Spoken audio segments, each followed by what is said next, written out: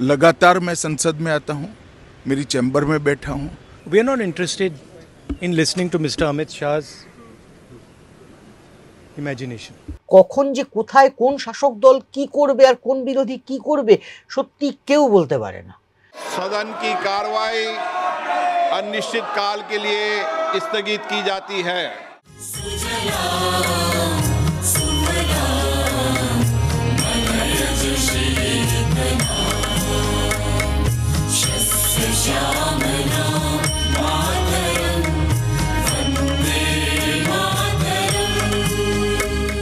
সংসদের বাদল অধিবেশন শেষ হয়েছে।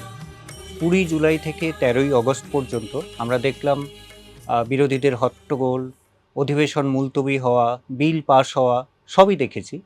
তবু এবারের বাদল অধিবেশন চরিত্রে বোধহয় কোথাও আলাদা।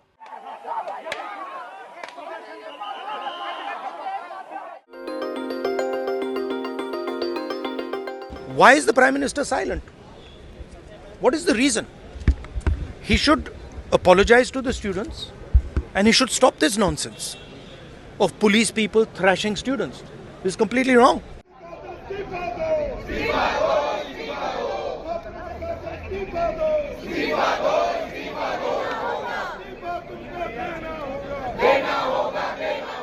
কিছুদিন আগে পর্যন্ত বিজেপিকে কার্যত অপ্রতিরোধ্য মনে হচ্ছিল যেভাবে তারা বিরোধীদেরকে দুর্মুষ করে দিচ্ছে তাতে সংসদে 2/3 সংখ্যাগরিষ্ঠতা নিয়ে সংবিধান সংশোধন করা প্রয়োজন, এই ধরনের আইনগুলো পাশ করিয়ে দেওয়া তাদের পক্ষে খুব একটা কঠিন হবে না। কিন্তু এই পার্লামেন্ট সেশনের ঠিক আগে থেকে এই নিট বিক্ষোভকে কেন্দ্র করে, পরীক্ষা প্রশ্ন ফাঁসকে কেন্দ্র করে তথাকথিত আরশোলা নামে ছাত্র যুবদের যে আন্দোলনটা তৈরি হলো সেটাতেই এমন একটা প্রভাব আমরা দেখলাম যে বেশ কিছু গুরুত্বপূর্ণ এজেন্ডা, যেগুলো সরকারের খুব গুরুত্বপূর্ণ এজেন্ডা, বিজেপির খুব গুরুত্বপূর্ণ এজেন্ডা সংঘ পরিবারের, সেগুলোকে তারা কিন্তু এবার আনতে পারলো না।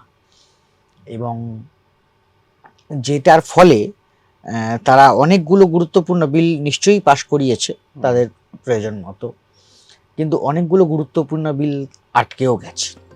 কোন বিল পাশ? বাদল অধিবেশনে বিল আনা হয়েছে 13টি, বিল পাশ হয়েছে 12টি, 11টি বিল পাশ হয়েছে হট্টগোলের মধ্যে, আলোচনা হয়নি। যে বিলগুলো পাশ হয়েছে: public examinations, prevention of unfair means amendment bill, জাতীয় সম্মান অবমাননা প্রতিরোধ বিল, সুপ্রিম কোর্টে বিচারকের সংখ্যা সংক্রান্ত সংশোধনী বিল, কর ও অন্যান্য আইন সংশোধনী বিল, এমএসএমই উন্নয়ন সংশোধনী বিল, ট্রাইব্যুনাল সংস্কার বিল, খনি ও খনিজ উন্নয়ন ও নিয়ন্ত্রণ সংশোধনী বিল, জন্ম মৃত্যু নিবন্ধন সংশোধনী বিল, ব্যাংকার্স বুকস এভিডেন্স বিল, জাতীয় সমবায় উন্নয়ন কর্পোরেশন সংশোধনী বিল, কেরলের নাম পরিবর্তন সংক্রান্ত বিল, সরকারি খরচ বরাদ্দের বিল।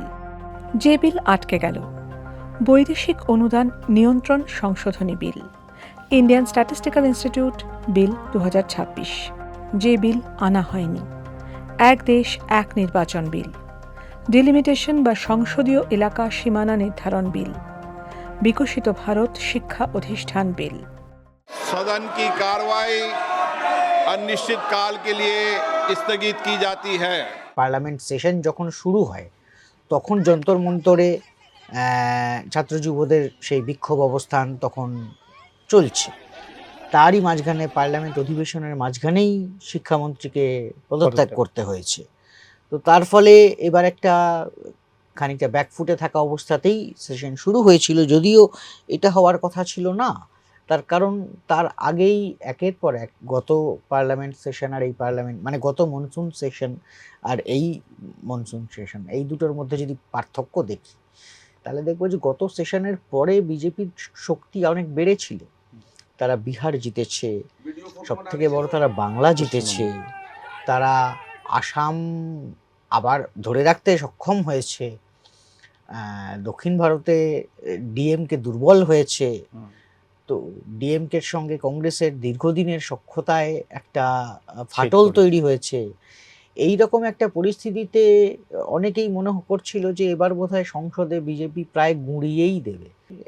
এই যে পরিস্থিতি আমরা দেখলাম আজ থেকে ধরা যাক 2 মাস আগে, মে মাসে যখন এই রাজ্য ওরা দখল করলো, মে মাসের শেষে জুনের শুরুতে, কোনোভাবেই মনে হয়নি যে পার্লামেন্ট সেশনে এভাবে বিজেপিকে আটকে যেতে হতে পারে, তারা বিল পাশ করাতে পারবে না, তারা প্রয়োজনীয় সংখ্যাধিক্য আছে কি না সেইটা বোঝার ঝুঁকিও নেবে না, এটা কিন্তু বোঝা যায়নি। সেই দিক থেকে গত 2-2.5 মাসের মধ্যে যেভাবে পরিস্থিতির একটা পরিবর্তন হয়েছে, রাস্তার আন্দোলনে সংসদের মধ্যে যে ব্যাপারটা তৈরি হয়েছে, যে চাপটা তৈরি হয়েছে, এটা কিন্তু ভারতীয় রাজনীতিতে আগামী দিনে যে নানা রকম বাঁক আসবে তার ইঙ্গিত দিচ্ছে। যেরকমটা মনে হচ্ছিল যে বিজেপি যেন সোজা উঠছে তো উঠছেই, ইঙ্গিত পাওয়া যাচ্ছে যে সেটা হয়তো হবে না।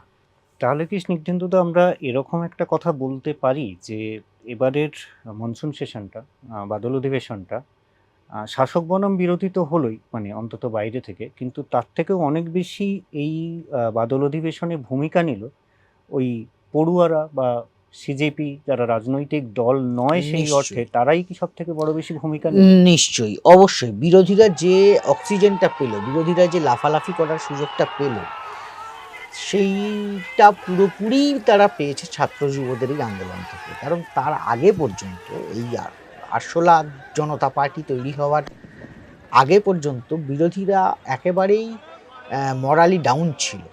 বিশেষ করে পশ্চিমবঙ্গে হার এবং আসামে যে ফলাফল হলো, এইগুলো বিরোধী শিবিরকে খুবই হতোদ্যম করে দিয়েছিল। এবং ফলাফলের পরেই যেভাবে ভাঙা শুরু হলো, এদিকে তৃণমূল ভাঙা শুরু হলো, মহারাষ্ট্রে শিবসেনা ভাঙা শুরু হলো, এনসিপি শরদ পাওয়ার এর দলকে টানার চেষ্টা শুরু হলো। মনে হলো যে বেশ কিছু গুরুত্বপূর্ণ ইস্যুতে হয়তো শরদ পাওয়ারের দল বিজেপিকে সমর্থন করে দিতে পারে। একটা পরিস্থিতি তৈরি হলো যে হয়তো সমাজবাদী পার্টিতেও একটা বড় রকম ভাঙন ধরতে পারে। বিরোধী শিবির একটা গেল রব উঠে গিয়েছিল মে মাসের শেষে, আর সেখানে জুন জুলাই পেরিয়ে অগাস্টের মাঝামাঝি এসে আজকে আমরা দেখতে পাচ্ছি যে বিরোধী শিবির অনেক প্রায় মানে কলার তুলে ঘুরছেন অনেকে। যেভাবে সংসদ চত্বরে আমরা পবন খেরা বা এদের যেরকম কংগ্রেসের নেতা পবন খেরা বা এদের যা বডি ল্যাঙ্গুয়েজ দেখলাম, তাতে এই যে উজ্জীবিত হওয়াটা, সেটা একটুও তাদের নিজেদের কাজের ফসল নয়। সেটা পুরোটাই ছাত্র যুবরা সরকার বিরোধী ক্ষোভে যেভাবে ফেটে পড়েছে, সেই থেকে তারা একটা আশার আলো দেখেছে। এবং সেইটাতেই সরকারও যে যেখানে যেখানে পিছু হটেছে, সরকার যে বিরোধীদের চাপে পিছু হটেছে এটা বলা ঠিক হবে না।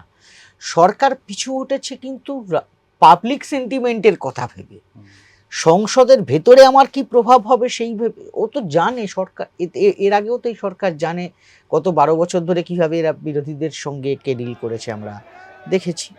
এখনও যে বিরোধীরা সরকারকে ভয় পাওয়ানোর জায়গায় খুব একটা এসছে তা নয়, কিন্তু সরকার ভাবছিল যে আমি সংসদের ভেতরে যেটা করব, যে আচরণ, সেটার একটা প্রভাব সংসদের বাইরে পড়বে। এবং যে ছাত্র যুবদের আন্দোলনটাকে, তাদের মধ্যে যে ক্ষোভ বিক্ষোভটাকে প্রশমিত করার চেষ্টা করা হচ্ছে, এখন সরকার যদি কিছু বাড়াবাড়ি করে পাড়া সংসদের ভেতরে বিরোধীদেরকে দমিয়ে দেওয়ার চেষ্টা ইত্যাদি নিয়ে, তাহলে বাইরের যে ক্ষোভ প্রশমিত করার চেষ্টা হচ্ছে তাতে একটা আগুন পড়তে পারে, এই আশঙ্কাটা ছিল। ফলে যদি সরকার পিছু হটে থাকে তাহলে সেটা বিরোধীদের নয়, এই সাধারণ ছাত্র যুবদের ক্ষোভের কথা মাথায় রেখেই সে পিছু হটেছে।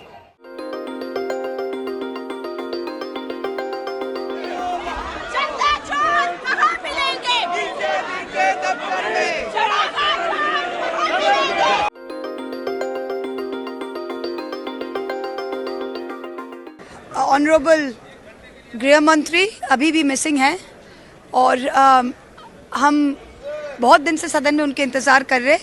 20 तारीख जुलाई में जंतर मंतर में जो घटना घटी और इतने सारे स्टूडेंट्स के ऊपर दिल्ली पुलिस और सीआरपीएफ रैफ का जो ब्रुटैलिटी था, आज तक हमारे गृह मंत्री ना सदन में आए, ना माफ़ी मांगे, ना कोई स्टेटमेंट दिया।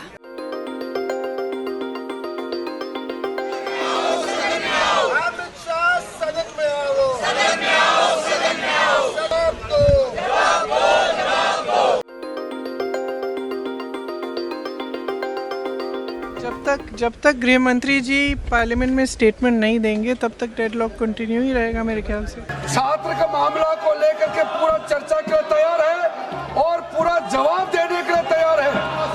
गृह मंत्री जी विस्तार से जवाब देने के लिए तैयार है। मैं अनुरोध करता हूं कांग्रेस पार्टी और इनको कि गृह मंत्री जी का जवाब के समय डरना नहीं है, भागना नहीं है। সাধারণত কোনো সেশনে অমিত শাহ কোনো কথা বলছেন না বা একদম আসছেনই না বা জবাব দিচ্ছেন না, এটা একদম অমিত শাহচিত চরিত্র নয়, যেভাবে আমরা দেখে এসেছি আর কি। এটাও কি ওই বাইরের জনমতের কথা ভেবেই এই বদল, নাকি এখানে অন্য কোনো সমীকরণ? এই আমার নিজের সেটাই মনে হয়, কারণ তারা রণকৌশল নতুন করে ভাবার চেষ্টায় ব্যস্ত ছিলেন। অমিত শাহের একটা অন্যতম গুরুত্বপূর্ণ কাজ তো হচ্ছে নরেন্দ্র মোদীর সরকারের বিভিন্ন দিকগুলোর রণকৌশল নির্ধারণ করা। সরকার চালানো থেকে একদিকে সরকার চালানো, আর আরেকদিকে দলের ক্ষেত্রেও নির্বাচন জেতার। তো এই যে রণকৌশলের একটা গুরুত্বপূর্ণ দায়িত্ব উনি পালন করেন, এই সেটা তো অনেকটাই সামনে বসে করার কাজ নয়, এটা তো যাকে বলে অফিস ওয়ার্ক বা ব্যাকরুম ওয়ার্ক যাকে বলা হয়। তো আমার ধারণা তিনি হয়তো এই সমস্ত রণকৌশল সংক্রান্ত চিন্তাভাবনাতেই বেশি ইনভলভ ছিলেন। তবে উনি আসলেন না একদম শেষ দিনের আগে পর্যন্ত, এটা কিন্তু সত্যিই একটা ব্যতিক্রম, যেটা এটাই দেখাচ্ছে যে বিরোধীরা যেটা বলছেন যে সরকারকে অন্তত এই অধিবেশনে সরকার অন্তত বাধ্য হয়েছে তাদের রণকৌশল নতুনভাবে ভাবতে। শুধুমাত্র বিরোধীদেরকে টেনে নিয়ে নানাভাবে টেনে নিয়ে দল ভাঙিয়ে যে সব কিছু উদ্ধার হয়ে যাবে না, এইটা সম্ভবত সরকার কোনোভাবে বুঝেছে, এবং বুঝেছে বলেই অন্যবার যেভাবে তারা সংসদ চালিয়েছে এবার একটু অন্যভাবে চলেছে।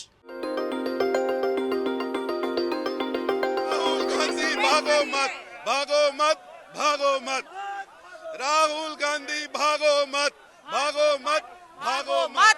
मर रहे हैं, पुलिस ज्यादती कर रही है और यहाँ भाषण देते हैं और उनके खंभों पर उनकी सरकार चलती, कुछ बोलते नहीं है। ये राहुल गांधी का डबल स्टैंडर्ड है, दोहरा मानदंड है, हिपोक्रेट है राहुल गांधी, इसलिए प्रोटेस्ट कर रहे हैं।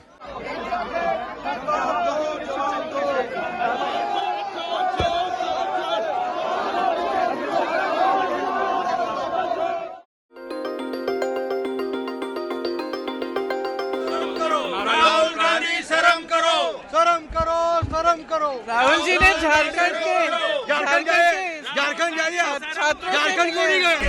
में देखा है कि सरकार के एमपी प्रदर्शन कर रहे हैं, तो इतना तो हमने मजबूर कर लिया इनको। এটা কি সংসদ আগে কখনো দেখেছে? শাসক নিজেও প্রতিবাদে নেমেছে যে রাহুল গান্ধী কোথায় গেলেন, বিরোধী দলনেতা কোথায় গেলেন? না, এরা তো বহুদিন থেকেই বিজেপি তাদের রাজনৈতিক কৌশলের অংশই হলো বিরোধীদেরকে আক্রমণ করা। গত দিনগুলোর শাসনের দায়ভার যেমন কংগ্রেসের ওপর দিয়ে তারা আক্রমণ করেন, তেমনি বর্তমান বিরোধী দলগুলোর অবস্থা নিয়েও তারা লাগাতার আক্রমণ করেন। সুতরাং বিরোধীদের ওপর আক্রমণের মধ্য দিয়েই নানাভাবে তাদের রাজনৈতিক ভাষ্যগুলো বিজেপি নির্ধারণ করে। এবার নিশ্চয়ই চাপ কমানোর একটা কারণ হিসেবে, কৌশল হিসেবে পার্লামেন্টেই বিক্ষোভটা বিজেপি করে, কারণ ঝাড়খণ্ডের ঘটনা আবার বিরোধী শিবিরকে অস্বস্তিতে ফেলেছিল। এক্ষেত্রেও ওই ঝাড়খণ্ডে যেভাবে বিষয়টাকে হ্যান্ডেল করা উচিত ছিল, বর্তমান সময়ে পরীক্ষা এবং চাকরি সংক্রান্ত বিষয়ে যুব সমাজের মধ্যে যে উদ্বেগ কাজ করছে, সেই উদ্বেগের কথা মাথায় রেখে সেই পরিস্থিতিকে সম্মান জানিয়ে যেভাবে দ্রুত পদক্ষেপ নেওয়া উচিত ছিল হেমন্ত সোরেন সরকারের, সেটা তারা নেয়নি। তারাও নানাভাবে এমন পদক্ষেপ নিয়েছে যাতে ছাত্র যুবদের মনে হয়েছে যে কোথাও না কোথাও সরকার কাউকে না কাউকে বাঁচানোর চেষ্টা করছে, যে এর মধ্যে তাহলে শাসক দলের কোনো একটা লেনদেন আছে। ফলে এই ঝাড়খণ্ডের ইস্যুটা নিয়ে বিরোধীদেরকে কোণঠাসা করার একটা সুযোগ শাসক দল পেয়েছিল এবং তারা কোনোভাবেই এটাকে ছাড়তে চায়নি। বর্তমান ভারতের রাজনীতি যে অবস্থায় গিয়ে পৌঁছেছে তাতে শাসক দল বিরোধীদের এগেনস্টে পার্লামেন্টে বিক্ষোভ করতেই পারে, এমনকি বয়কটও করতে পারে। মানে কখন যে কোথায় কোন শাসক দল কি করবে আর কোন বিরোধী কি করবে সত্যি কেউ বলতে পারে না। পুরো বিধানসভার গোটাটাই শাসক দল হয়ে যেতে পারে, এটাও কেউ উড়িয়ে দিতে পারে না। তো এখন আমরা আগামী কিছুদিন অনেক রকম জিনিস হয়তো দেখবো যেগুলো আমরা আগে দেখিনি, কারণ এই যে সবাই এখন নতুন করে রণকৌশল তৈরি করার চেষ্টা করবে। তো এই পরিস্থিতি একটা এমন পরিস্থিতি তৈরি হয়ে আছে জাতীয় রাজনীতির ক্ষেত্রে যে হাওয়া কোন দিকে বা হাওয়া দেশের কোন প্রান্তে কার দিকে এটা কেউ বুঝতে পারছে না।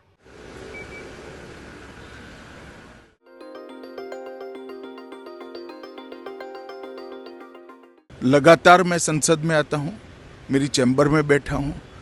चूंकि संसद भवन के अंदर विपक्ष संसद को चलने ही नहीं दे रहा है दोनों गृहों में, तो कोई जाकर क्या करेगा।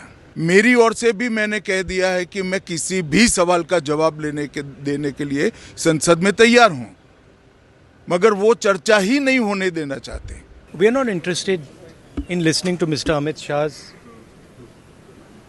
imagination. We are not interested in him giving us a lecture or a discussion. We are interested in one simple thing. And when I say we, I mean the younger generation of this country. Who shot those students? Who gave the order to shoot those students? Who blinded one of the students? Who shot one of the students in the ear? Who gave the order to beat the students with lathis, with nails? Who gave that order? সংসদ চালাতে নির্দিষ্ট পরিমাণ টাকা খরচ হয়, সেটা জনগণেরই টাকা। সেই টাকায় সংসদ চলছে। সংসদ বিষয়ক মন্ত্রী কিরেন রিজিজু তিনি বলছেন যে সফল, কারণ 12টা বিল 2 কক্ষ মিলে পাশ হয়ে গিয়েছে। কিন্তু সংসদে অধিকাংশ ক্ষেত্রেই কোনো আলোচনা হলো না, কোনো তর্ক হলো না, ডিবেট বলে কোনো বস্তুটার কোনো অস্তিত্ব থাকলো না। 10টা বিল কোনো আলোচনা ছাড়াই পাস হয়েছে এবং আমরা দেখলাম এটা শুধু মানে একটা চাপানোতরের জায়গা হয়েছে। ওকে এটা বলছে ওটা বলছে এবং সেখান থেকে খুব চমৎকার চমৎকার কথা বেরোচ্ছে, পাঞ্চি লাইন বেরোচ্ছে, এই পর্যন্ত আর কি।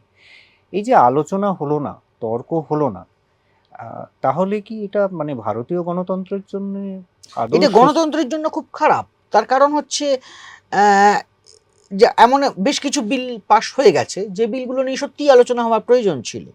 যেমন এই খনিজ সম্পদ নিয়ে যে বিলটা আসা হয়েছে, খনিজ উন্নয়ন ও নিয়ন্ত্রণ সংশোধনী বিল যেটা আনা হয়েছে, সেই বিলটা নিয়ে বিতর্কের যথেষ্ট অবকাশ রয়েছে।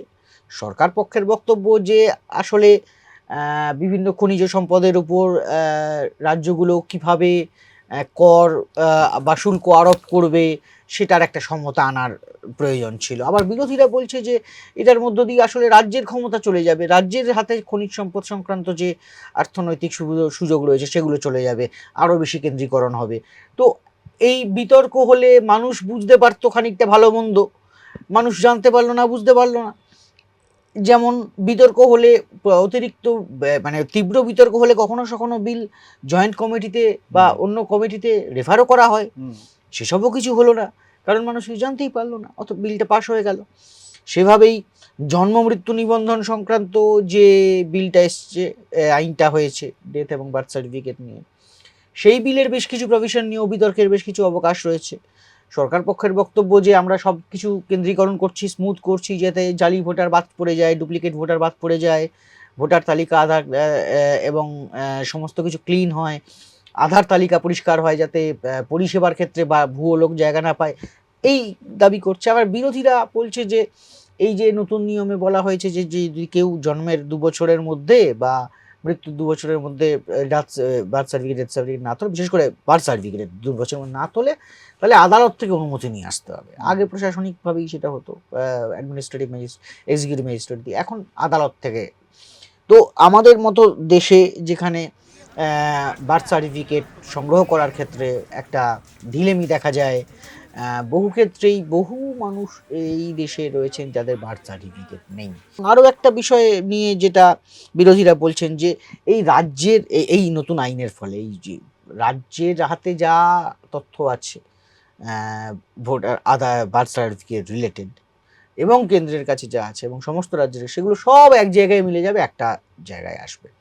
এখান থেকে দুটো বিপদের আশঙ্কার কথা বিরোধীরা বলছেন, যে এক হচ্ছে যে কেন্দ্রীয়ভাবে সব কিছু এক জায়গায় রয়েছে, একবার যদি লিক হয়, কোনো কারণে কিছু হ্যাক হয় বা লিক হয়, তাহলে একসঙ্গে কোটি কোটি মানুষের সমস্ত গুরুত্বপূর্ণ ডেটা ফাঁস হয়ে যাবে। এটা হচ্ছে এক। আর দুই হচ্ছে যে সমস্তটা একসঙ্গে নিজের হাতে থাকলে কেন্দ্রীয় সরকার এটাকে মানুষের ওপর, সাধারণ মানুষের ওপর নজরদারির কাজে ব্যবহার করতে পারে। এই যে বিতর্ক ছাড়া বিল পাশ হয়ে যাওয়া, এটা গণতন্ত্রের জন্য সবসময় খুব বিপজ্জনক। আগামী দিনে রাস্তার আন্দোলন কি হবে, কোন পথে যাবে, এবং শাসক এবং বিরোধী তারা দুপক্ষই এই রাস্তার যে গতি প্রকৃতি তারা কিভাবে বুঝবেন এবং বুঝে কিভাবে নতুন করে তারা পথ চলা তৈরি করবেন, এটা নতুন করে তৈরি হবে, এই বিষয়ে কোনো সন্দেহ নেই। এই অধিবেশনের পর আগামী কয়েক মাস দুপক্ষই নতুন করে নিজেদের রণকৌশল সাজানোর চেষ্টা করবেন, আগামী অধিবেশনকে লক্ষ্য রেখেও, আগামী বছরের উত্তরপ্রদেশ নির্বাচনকে লক্ষ্য রেখেও। এবং এই সবগুলোর প্রভাব আগামী দিনে নানা রকম আনএক্সপেক্টেড ঘটনা হয়তো আমাদের সামনে নিয়ে আসবে বলে বর্তমান সেশন একটা ইঙ্গিত দিচ্ছে।